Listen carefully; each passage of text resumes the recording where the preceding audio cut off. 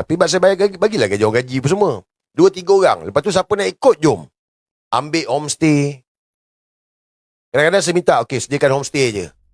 So, dia orang pening tu. Siapa funding dia ni? Sebab UMNO ni, tak ada duit, tak bergerak. Kena bagi duit, baru bergerak. Jadi, dia orang pening. Kan saya dah bagi tahu, apa yang saya dapat dulu ni, saya gunakanlah balik. Kita yang kita dapat dulu ni, dulu kan UMNO bagi aku duit. Aku gunakanlah balik. Tapi rupanya bila jadi esko baru sepaham. Mampuslah dia orang tak akan keluarkan duit dia orang. Selagi tak ulur, dia orang tak buat kerja. Nak kena ulur baru buat kerja.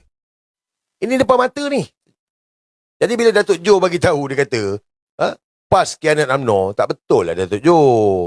Aku saksi hidup masa tu, aku ada. UMNO ni PAS yang tolong UMNO. Itu yang raih kemenangan tu, raih sokongan tu. Sebab orang Melayu tengok. Dan Datuk Jo bagi tahu, UMNO mesti menang banyak kerusi. Kalau tidak, hilang 2/3. Jangan lupa subscribe dan tonton video penuh di Suara Dunia.